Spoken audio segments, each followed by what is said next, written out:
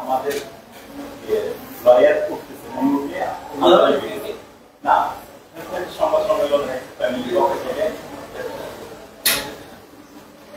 بسم الله الرحمن الرحيم ألم نشرح لك صدرك ووضعنا عنك وزرك الذي أنقض ظهرك ورفعنا لك ذكرك فإن مع العسر يسرا إن مع العسر يسرا فإذا فرغت فانصب وإلى ربك فارغب صدق الله العلي العظيم صدق رسوله النبي الحبيب الكريم ونحن على ذلك من الشاهدين والشاكرين ربنا تقبل منا إنك أنت السميع العليم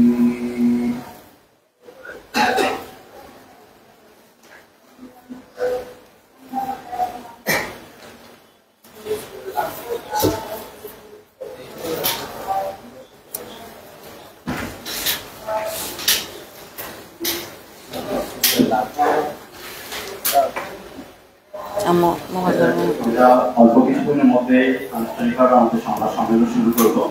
আমাদের বিশ্ব আইনজীবী আমাদের চলে করবো।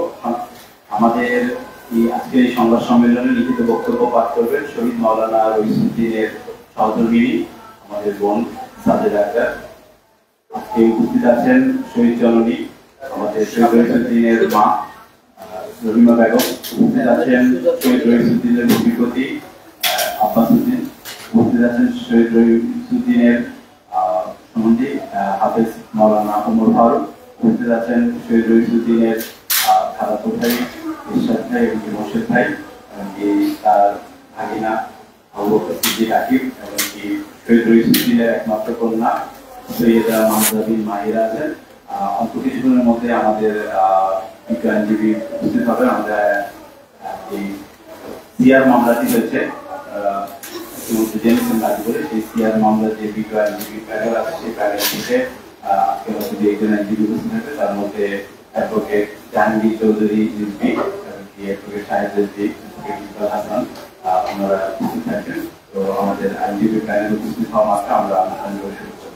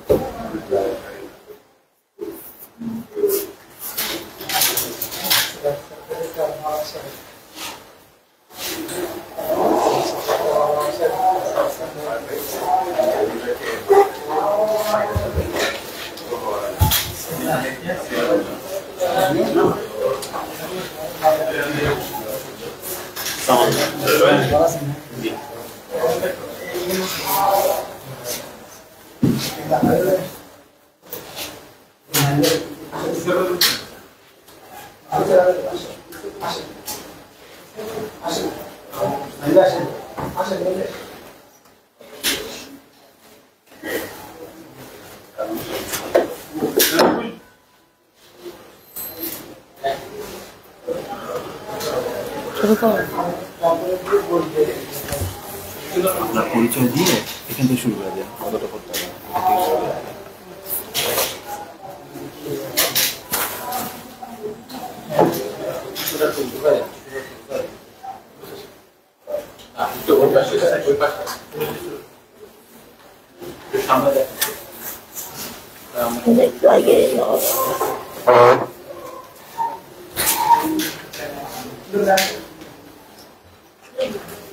শতাব্দীদের সংবিধান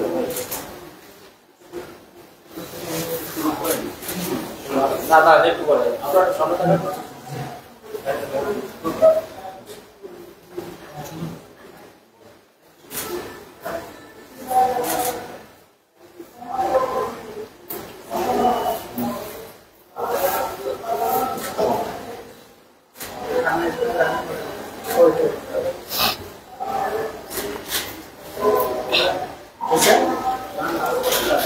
শুরু করবো।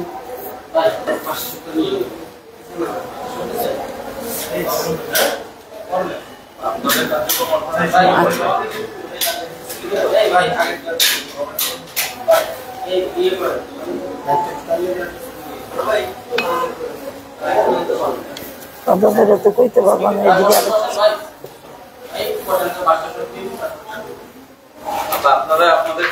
শুরু করবো। আসসালামু আলাইকুম, আমি মোসাম্মদ সাজাদ আক্তার। হ্যাঁ,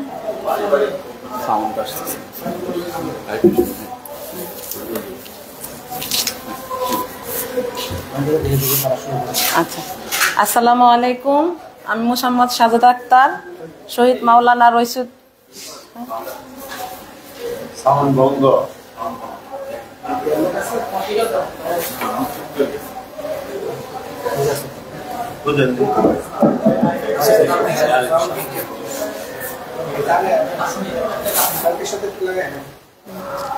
আসসালামু আলাইকুম, আমি মোসাম্মদ সাজাদ আক্তার, শহীদ রইসুদ্দিন এর স্ত্রী, উপস্থিত সাংবাদিক সুধী, আসসালামু আলাইকুম।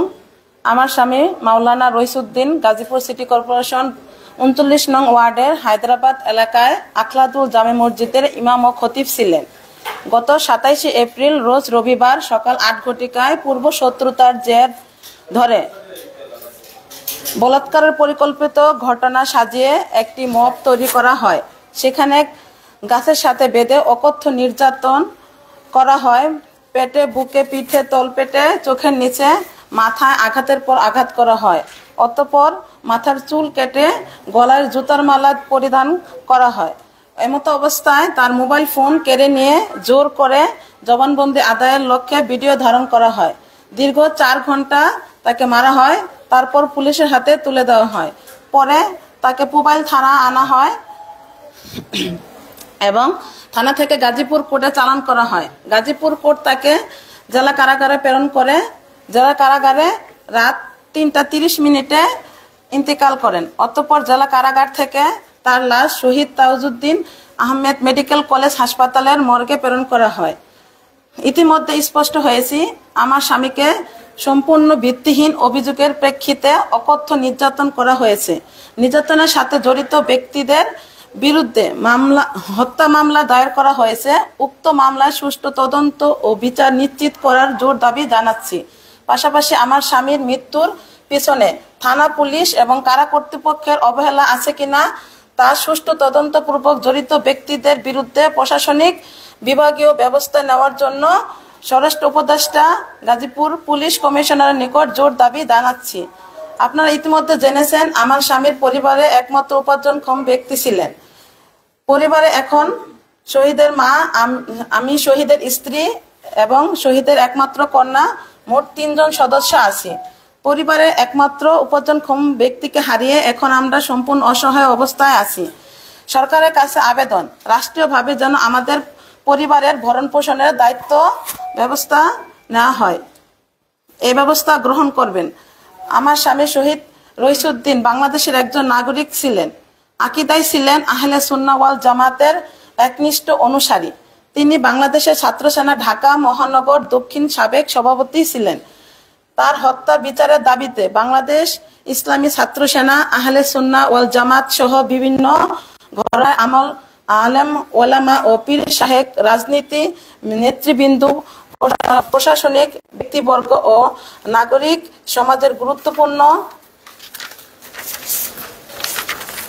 ব্যক্তি যে যার জায়গা থেকে যেভাবে কাজ করেছেন সকলে আন্তরিক ধন্যবাদ জানাচ্ছি এবং কৃতজ্ঞতা প্রকাশ করছি। সকলের সম্মিলিত প্রচেষ্টায় শহীদ রইসুদ্দিন এখন জাতীয় চরিত্রে পরিপূর্ণ হয়েছে। এটি আমাদের জন্য খুবই ইতিবাচক বিষয়। এখন আমাদের সকলের উচিত শহীদ রইসুদ্দিনকে জাতীয় চরিত্রে প্রতিষ্ঠার লক্ষ্যে একসাথে কাজ করা। সম্পূর্ণ মানবিক দিক বিবেচনা করে আমার স্বামীর হত্যার বিচারে নিশ্চিত করার জন্য বাংলাদেশ সরকার সকল নাগরিক একসাথে কাজ করার জন্য অনুরোধ করছি। আমার স্বামীর লাশ দাফন থেকে শুরু করে মামলা দায়ের, আমাদের পারিবারিক সংকট মোকাবেলা সহ বিভিন্ন বিষয়ে আল্লামা মুফতি আবুল কাশেম মোহাম্মদ ফজলুল হক, আল্লামা আনম মাসুদ হুসাইন আল কাদরি দিক থেকে নির্দেশনা সমন্বয়ে দায়িত্ব পালন করছে ইমরান হোসেন তুষার। তিনি সহ আরো যারা মামলা দায়ের, রাজপথে আন্দোলন, আর্থিক সহায়তা, লেখালেখি ইত্যাদির মাধ্যমে শহীদ রইসুদ্দিন হত্যার বিচারের দাবিতে কাজ করছেন, সকলের নিকট শহীদের পরিবারের পক্ষ থেকে কৃতজ্ঞতা প্রকাশ করছি। গাজীপুর, ঢাকা, চট্টগ্রাম আমার স্বামীর হত্যার বিচারের দাবিতে রাজপথে শান্তিপূর্ণ কর্মসূচি পালন করতে গিয়ে আহত হয়েছে, তাদের সুস্থতা কামনা করছি এবং কারাবন্দীদের নিঃশর্ত মুক্তি চাচ্ছি। আপনারা জানেন আমাদের দায়েরকৃত সিআর মামলা বিজ্ঞ আদালতে আমলে নিয়েছে, পরপর 2 দিন হিয়ারিং করেছে এবং অবশেষে মামলা আমলে নিয়ে জিআর মামলা ও সিআর মামলা দুটি একসাথে তদন্তর জন্য বিজ্ঞ আদালতের নির্দেশনা প্রদান করেছে। গাজীপুর কোর্টে আমাদের নিয়োগকৃত বিজ্ঞ আইনজীবী ফজলে রাব্বি, শরীফুল হাসান মোল্লা, মাসুদ এর পাশাপাশি পরিণতভাবে মামলার ড্রাফটিং এবং হিয়ারিং অংশগ্রহণ করেছে অ্যাডভোকেট জাহাঙ্গীর আলম চৌধুরী রেজবি ও অ্যাডভোকেট শহীদুল আলম রেজবি। শুরু থেকে নানাবিধ পরামর্শ দিয়ে সহায়তা করে ডক্টর ইকবাল হোসেন, অ্যাডভোকেট ইকবাল হাসান এবং অ্যাডভোকেট কামরুল জামান, অ্যাডভোকেট মিফতাহুন নূর সাহেব, এছাড়াও advocate Rakib, advocate Abdul Alim, advocate Mosharraf সাহেব প্রতি কৃতজ্ঞতা প্রকাশ করছি। আমাদের আইনি লড়াই মাত্র শুরু। আশা করছি আইনি লড়াই ও শহীদ রইস হত্যার প্রতিবাদের দাবিতে আপনারা আমাদের ধারাবাহিকভাবে আমাদের পরিবারের পাশে থাকবেন। আজকের সংবাদ সম্মেলন উপস্থিত আছেন advocate Jahangir Alam Chowdhury Rezvi, advocate Iqbal Hasan, advocate Shahidul Alam Rezvi, আমার শাশুড়ি শহীদ রইসুদ্দিন এর আম্মা মুসাম্মদ রহিমা বেগম, আমার একমাত্র কন্যা সৈয়দা মেহজাবিন মাহিরা, আমার ভাই উমর ফারুক এবং শহীদ রইসুদ্দিনের ভগ্নিপতি আব্বাস উদ্দিন, তার ভাগিনা আবু বকর সিদ্দিক এবং তার খালাতো ভাই এরশাদ ও মোর্শেদ।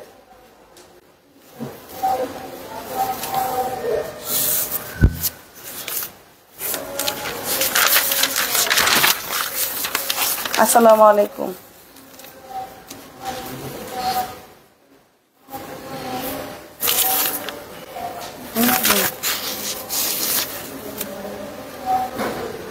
প্রিয় সাংবাদিক বন্ধুরা, আসসালামু আলাইকুম রহমতুল্লাহ।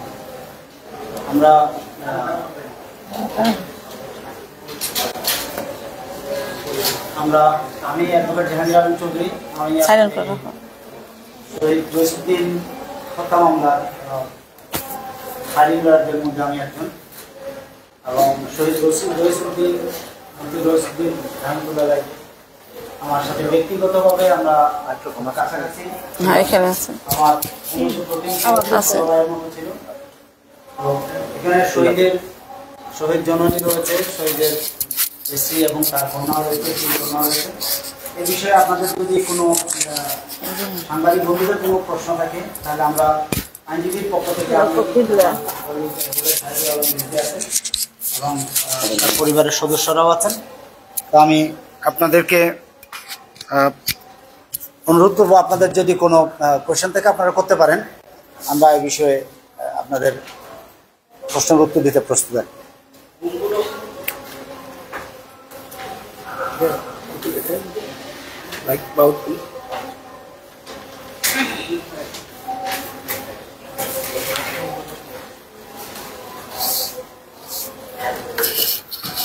আর হ্যাঁ, তবে আমি আপনাদের কোয়েশ্চেন এই মুহূর্তে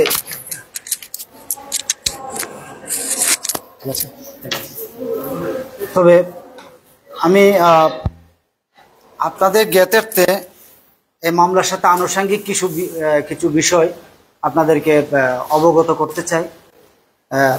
কিছু বিষয় এখানে খুব সুস্পষ্ট, কারণ বাংলাদেশের শান্তিপ্রিয়, ইসলামের শান্তিপ্রিয় যে ধারাটি সুফিবাদী ধারা, আহলে সুন্নাত ওয়াল জামাতের উদ্যোগে 26 তারিখে একটা বড় প্রোগ্রাম হয় এই প্রেস ক্লাবে।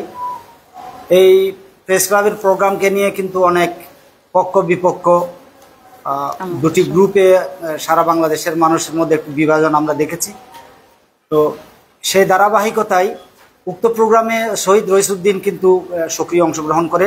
সে ওই প্রোগ্রামের অন্যতম সংগঠকও বটে। সে গাজীপুর এলাকা থেকে তার মুসল্লিদেরকে নিয়ে এই প্রোগ্রামে অংশগ্রহণ করেছিল। এর পরের দিন তার উপরে নির্মম হত্যাযজ্ঞ চলে। তো এখানে বিষয়টা খুব রেলিভেন্ট আসলে, কারণ আমি আইনের একজন ছাত্র হিসেবে বলি, পুলিশ রইসুদ্দিনকে আহত অবস্থায় থানায় নিয়ে যায়, মুমূর্ষ অবস্থায় অনেকটা। তো থানায় নিয়ে গিয়ে পুলিশ একটা মামলা নেয় রইসুদ্দিনের বিরুদ্ধে। এই মামলার ঘটনা দেখানো হয় 1/3/2025, অর্থাৎ প্রায় 2-3 মাস আগের ঘটনা। তো আইনে একটা, আপনারা সবাই জানেন সাংবাদিক বন্ধুরা, আইনে একটা কথা প্রচলিত আছে, প্রাইমা ফেসি অফ দ্য কেস। যখন 3 মাস বা 2 মাস পূর্বের একটা ঘটনা দেখানো হয় এ ধরনের, সেখানে প্রাইমা ফেসি কেস কতটুকু থাকে। আর অ্যাট দ্যাট ভেরি মুমেন্ট যাকে একিউজড করা হচ্ছে, মানে হি ওয়াজ অ্যাবাউট টু ডাই, সে কিন্তু মৃত্যুর সাথে তখন পাঞ্জা লড়ছে। তখন আমরা বলি পুলিশের দায়িত্ব হচ্ছে মূলত কোন একটা উপস্থলে যখন যাবে সে প্রথম তাকে রক্ষা করবে। এখানে পুলিশের কিন্তু একটা গ্রস নেগলিজেন্স আমরা দেখতে পাই, এবং পুলিশের সামনে তাকে মারধর করা হয়, পুলিশের গাড়িতে তাকে মারধর করা হয়, পুলিশের গাড়িতে করে আসামিরা আবার থানায় যায়। এবং শহীদ পরিবারের পক্ষ থেকে যখন মামলা রুজু করার চেষ্টা করা হয়, তখন থানা কর্তৃপক্ষ মামলা নিতে অস্বীকৃতি জানায়। এবং সেই মামলা নেয়ার দীর্ঘ সময় তারা চেষ্টা করেছে। সেদিন বিকেল থেকে শুরু করে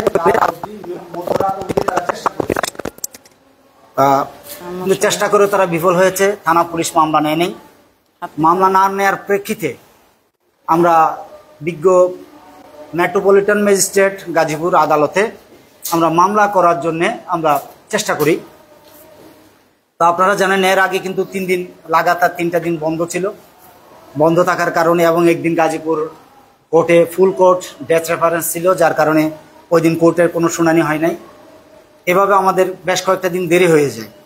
তা আমরা মামলাটা আলটিমেটলি সত্যিকার ঘটনার আনুপূর্বিক বর্ণনা দিয়ে যতটুকু সম্ভব হয়েছে আমরা মামলা রুজু করি।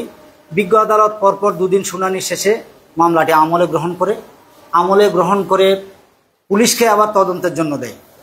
তো আমরা আমাদের ডক্ট্রিন অফ ন্যাচারাল জাস্টিসে কিন্তু একটা কথা প্রচলিত, একটা বিষয় আছে যে আমার মামলা কিন্তু আমি বিচারক হতে পারবো না। অর্থাৎ আমার বিরুদ্ধে যদি অভিযোগ হয় সেটা না আমি না তদন্তকারী হতে পারবো, না আমি বিচারক হতে পারবো। এরপরেও পুলিশের এতগুলো আপনার নেগলিজেন্স এবং আসামিদেরকে প্রশ্রয় দেওয়ার মজির থাকা সত্ত্বেও আমরা আমাদের দেশের পুলিশ বাহিনীর উপরে আমরা আস্থা রাখার চেষ্টা করেছি। আমরা বিজ্ঞ আদালতের রায়টাকে আমরা মেনে নিয়েছি। এখন আমরা মেনে নিয়ে আমরা আইনের প্রতি শ্রদ্ধাশীল থেকে শহীদ পরিবারের পক্ষ থেকে আমাদের চাওয়া পাওয়া হচ্ছে একটাই, মামলাটা সুষ্ঠু তদন্ত হোক। এবং গতকাল আমরা গাজীপুর মেট্রোপলিটন কমিশনার সাহেবের সাথে আমরা সাক্ষাৎ করেছি শহীদ পরিবারকে নিয়ে। তিনি আমাদেরকে আশ্বস্ত করেছেন, আন্তরিকতার সহিত তিনি আমাদের কথা শুনেছেন। এবং আমরা বলেছি আমরা চাই, আমরা এরপরেও পুলিশের সুস্পষ্ট হওয়া সত্ত্বেও আমরা পুলিশে আস্থা রেখেছি, আমরা চাই পুলিশ সুষ্ঠু তদন্ত করবে। এবং আমি একই সাথে কমিশনার সাহেবকে বলেছি যে আপনি যদি মনে করেন পুলিশ বাহিনীর ভাবমূর্তির যা ক্ষুণ্ণ হয়েছে সেই সাপ মোচন যদি আপনি করতে চান, আপনি যদি মনে করেন আপনার ডিপার্টমেন্টের ভাবমূর্তি রক্ষার্থে কারো যদি এখানে গ্রস নেগলিজেন্স থেকে থাকে, প্রফেশনাল নেগলিজেন্স কারো থেকে থাকে, তাদের ব্যাপারে আপনি ডিপার্টমেন্টাল অ্যাকশন নিতে পারেন। এটা it's up to your consideration. কিন্তু আমাদের দাবিটা হচ্ছে সুষ্ঠু বিচার হোক, সুষ্ঠু তদন্ত হোক, কারণ আসামিরা এখনো প্রকাশ্যে ঘুরে বেড়াচ্ছে, আমরা নিজেরা দেখেছি। এবং এটা খুবই দুঃখজনক, যেদিন 28 তারিখ মামলা করার জন্য শহীদ পরিবারের পক্ষ থেকে তার অন্যতম তার স্ত্রীর বড় ভাই হাফেজ উমর ফারুক যখন যান, সেদিন তার সাথে সহযোগী ছিলেন আরও কয়েকজন। তার মধ্যে অলরেডি 3 জনকে আপনার একটা মিথ্যা মামলা তাকে আটক দেখানো হয়েছে, যেখানে আসামিরা ঘুরে বেড়াচ্ছে, আর আপনার ভিকটিমের পক্ষের লোকজন যারা সেদিন থানায় মামলা করার জন্য রিকোয়েস্ট করেছে থানাকে, কোনো ধরনের খারাপ আচরণ কেউ করেনি, তাদেরকে গ্রেপ্তার করা হয়েছে।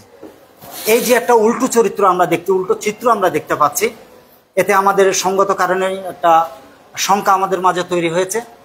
তা আমরা আশা করছি পুলিশ কর্তৃপক্ষ আজকের এই সংবাদ সম্মেলনের মাধ্যমে আমরা বিচার বিভাগের উপর আমাদের আস্থা রয়েছে, পুলিশ বাহিনীর উপর আমাদের আস্থা রয়েছে। সব পুলিশই খারাপ না। আমরা বলেছি যে সুষ্ঠুভাবে তদন্ত হোক, সুষ্ঠু তদন্ত সাপেক্ষে যার যার সংশ্লিষ্টতা রয়েছে তাদের বিরুদ্ধে ব্যবস্থা নেওয়া হোক এবং অবিলম্বে আসামিদের গ্রেপ্তার করা হোক। কারণ আপনারা দেখেছেন, এগুলো মিডিয়াতে এসছে যে আমাদের একজন সাক্ষীর বাড়িতে তারা হামলা করেছে। আসামি পক্ষ সাক্ষীর বাড়িতে হামলা করেছে এবং তারা দিব্যি এখনো ফেসবুক সহ সামাজিক যোগাযোগ মাধ্যমে নানাবিধ হুমকি দিয়ে যাচ্ছে। এমন একটা ভীতিকর পরিস্থিতিতে শহীদ পরিবারের নিরাপত্তার বিষয়টি খুবই স্পর্শকাতর একটি বিষয়। তো বাংলাদেশের এখন শহীদ রইসুদ্দিনের ঘটনাটি কিন্তু একটা now it's become the national issue. At least বাংলাদেশের যারা শান্তিপ্রিয় জনগণ, শুধু সুন্নি কমিউনিটি না, আমি আজকের এই সংবাদ সম্মেলনে বলবো যে আমাদের কওমি ঘরানার কিছু লোকজন শানে সাহাবা সংগঠনের পক্ষ থেকে তারা গিয়েছে। আমি হোল হার্টেডলি আমি তাদের প্রতি আমি কৃতজ্ঞতা জানাই। এটাই হওয়া উচিত। একজন শেখ আহমদুল্লাহ সহ অনেকে করেছেন। একজন ইমাম, একজন মুসলমান, একজন খতিব যখন আক্রান্ত হন, তখন তার কোনো মাযহাবী কোনো পরিচয় থাকা উচিত না।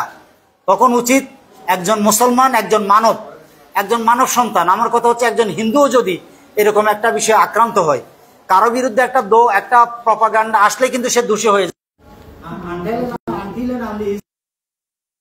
সে যখন বিচারের ট্রায়ালের মাধ্যমে যতক্ষণ পর্যন্ত সে দোষী প্রমাণিত হবে না, ততক্ষণ পর্যন্ত একজন মানুষকে আইন হাতে নিয়ে একজনকে হত্যা করার কোনো অধিকার কারণেই।